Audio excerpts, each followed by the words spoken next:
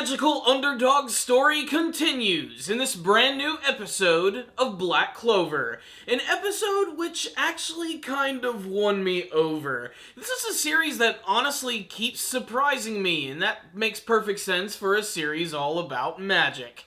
Now, anybody who's been watching my Black Clover anime reviews knows that I've not exactly been gelling with the series. The story, the characters, the giant amount of cliches that the series continues to pile up on its already big dead pile of dead cliche bodies, but this episode right here finally started to shine a little bit, and that's because we're finally introduced to some really interesting and very off-the-wall and wacky characters, the type of characters that I would expect from a show like this. Basically, this entire episode is all about Asta joining the Black Bulls and meeting the various members. We're introduced to at least all of the ones who are in this episode. It's implied that there are members who are off doing their own things, or they're just slacking off. I'm not really sure who they are when they're going to pop up, but I'm sure it's going to be a great excuse to be introduced little by little to all of the new characters in the series. But this episode does a pretty good job of at least establishing some of the big members of the group,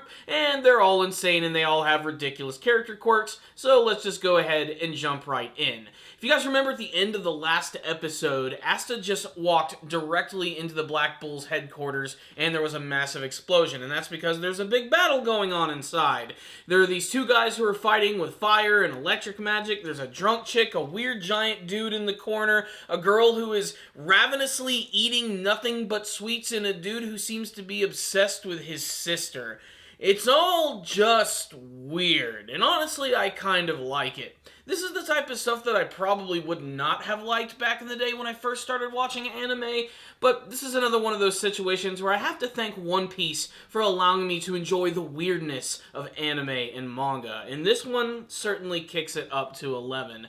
So, all of this chaos is just going on before Asta's eyes, and eventually this pisses off Yami to the point where he gets everyone's attention by smacking the wall. Everybody realizes that the big boss is back, and they immediately start begging for his attention and just to hang out with him. But right after this, we officially get our roll call for the Black Bulls, or at least for the members who are introduced in this episode. So let's just go ahead and start. First, there's Magna, who is basically like just the punk of the group. He's really loud and very brash, and not too different from Asta. We even get to learn in this episode that he himself is from another faraway village. Not as far as Asta's, however, so he's not that much of a hick when compared to the constantly screaming main character of the series. But I do love his unique ability where he seems to be a practitioner of fire magic, and he's able to, and I kid you not, create a baseball bat out of fire, which he then uses to hit fireballs repeatedly in a giant flurry of pure fiery destruction. It's insane, and it's the first thing in the series that has really got my attention and saying, okay, Black Clover, you have my attention now. You're starting to get a little more wacky, and I really appreciate that.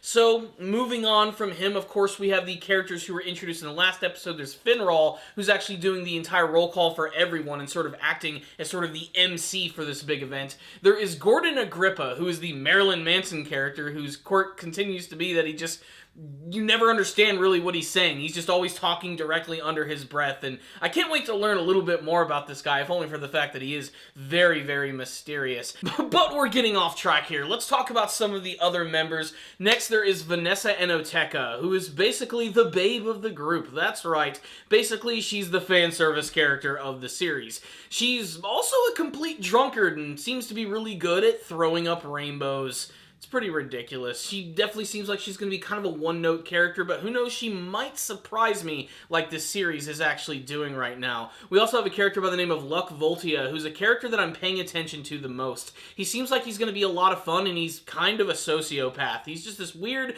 freaky little kid. He's actually the one who's fighting with Magna at the beginning of the episode. And this character looks like he's going to be very unpredictable and fun for the fact that he just seems to love to fight and cause destruction all of the time. In many senses, he kind of reminds me of Killua Zoldyck from Hunter x Hunter. I mean, he's this really young kid who seems to have some crazy powers, and some of those powers revolve around electricity or lightning, so That's pretty freaking awesome. I do love that very much. We also have the character of Ghosh, who is this weird, creepy, very quiet guy who seems to be very oddly obsessed with his sister, to the point where if you even look in her general direction, mention her, touch her in any way, he will want to kill you. So that's his general character trait. We also have Charmy Pappetson, or whatever her name is. She's this really adorable little girl whose only trait is that she loves to eat sweets. That's about it. And then there is Gray, who is this just giant Snorlax of a person. I don't even know what this dude's issue is, but basically he's just this dude who hangs out in the back. He's gigantic, he has no expression on his face, and he has smoke which is constantly coming out of his mouth. I don't know what the deal is here. I don't know what it is with his character. I want to learn more, but still it's a pretty nice introduction, and we get to see all of these just incredibly off-the-wall characters. So right after that, we're introduced to them, so we have to have something else that's going to blow our minds, right? We're going to have an action scene. It's actually going to be a training sequence, an initiation, which is actually initiated by Magna Swing. He's telling Asta that if he wants to be a part of the group and he wants to wear the magic robes and wear the symbol of the Black Bulls, he's going to have to go through a rigorous test. And a lot of this is really standard at first. Basically, it's just sit-ups and push-ups and all this stuff. What's really funny about this is that Asta doesn't even have to do this. Just the other members of the Black Bulls are going along with this and just loving watching this like kid from out of town get tortured by one of their newer members. So this is when Magna comes up with the next proposition. He realizes how strong he is and how much stamina he has, but can he actually deflect his magic? So this is when they basically play a game of baseball with one another, where Magna is able to use his fire magic, and he says, if you can cut one of my attacks or dodge it, we'll acknowledge you, we'll give you your robe, and you can officially join the team of the Black Bulls. Now, this scene was probably the best one of the entire series thus far, and a lot of that, of course, is owed to the animation and just how over the top they went with this sequence.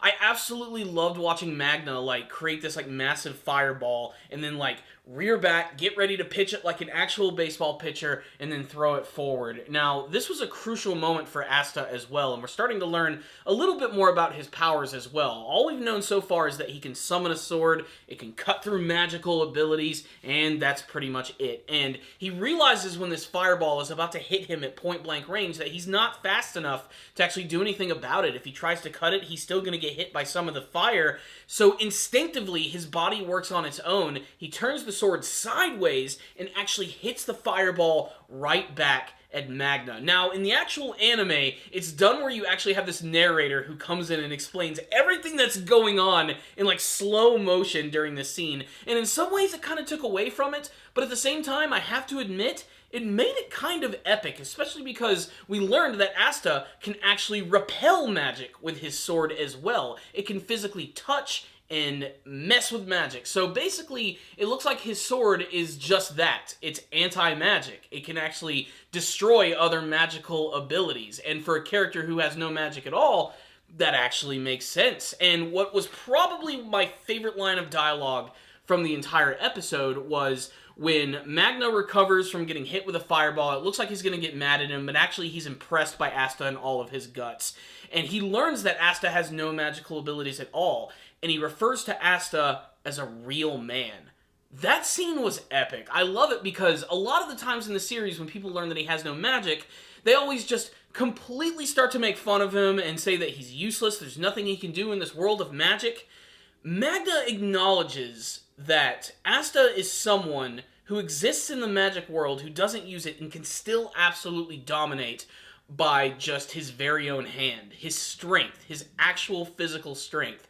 And that is really freaking manly. So, there it is. Asta's a part of the Black Bulls, and it's really awesome. So, what's the rundown on this week's episode of Black Clover? I really did like this episode, I'm not going to lie. It was not perfect by any stretch of the means, but as far as entertainment value goes, introducing all the new wacky characters, their quirks, their looks, their abilities, I can't wait to learn more about these guys. I have to be perfectly honest. And, you know, it could go downhill again, but we're just going to have to wait and see.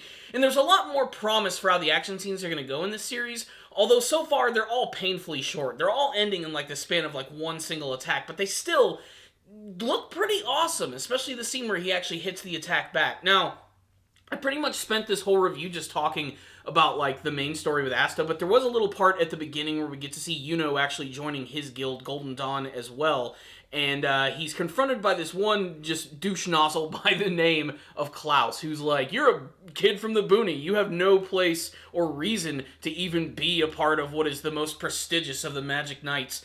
And, of course, Yuno's like, I'm gonna prove it, and that's pretty much it. The rest of the episode is all dedicated to the Black Bulls. In many ways, I wish they would have focused just a little bit more on that, but that scene is so short that it doesn't even take away from the episode. This one also moves at a lightning pace because you're just getting to know all of these characters, which, admittedly, they're all very stock. Like, there's really nothing too unique about any of these characters. Like, I can pick and pull them from a ton of other anime series, but this is still very early on. We can still get a lot of development for them, and if anything, Magna Swing really impressed me with how just awesome he was in this episode and how quickly he warmed up to Asta, even having one of his own fireballs smack him directly in the face. I also really liked the humor of this episode. I love that they acknowledged that Asta's voice is annoying, if only through what Yami was telling them. He tells them that he yells too much and that his voice is way too out of proportion. And I think that's something that we can all freaking agree on. There's still never been a moment where it's like made me laugh. I cringe every single time he starts to do those big high notes when he's yelling. And throughout the episode, they constantly tell him to shut up. And he never really shuts up. I just don't like that aspect. But I'm not going to allow that to affect this episode right here. This was a solid introduction to the Black Bulls and to show us what some of the crazier action of the series is going to look like. I can't wait to see more of the adventures. There's also some other teasing with the character, that one female that we saw during the Magic Knights exam. It looks like she's also a member of the Black Bulls as well. Of course she is. She's in the freaking intro of the show. She's got to be a main character. So I can't wait to see what her deal is and why she seems to be such a snob. Otherwise, this was a solid episode right here. Like I said, not perfect. Some of the art and some of the animation look kind of eh. So I'm going to give this one a 4 out of 5. And also, I have to say, admittedly, the scene where Asta actually got his robe was pretty cool. I really love that. I especially love the detail when Vanessa actually put the headband back on and it had like the Black Bull symbol on it. That was honestly kind of cool. Reminiscent of Naruto, yes, but still cool nonetheless. So there it is. That's my thoughts on the episode. I want to hear from you guys. Make sure to tell me what you thought about it in the comment section below. And make sure to tell me what you hope to see from the rest of the Black Clover anime series. Thank you guys for watching. Make sure to subscribe and, of course, like the video. I'll see you guys next time. And as always, stay down there, baby.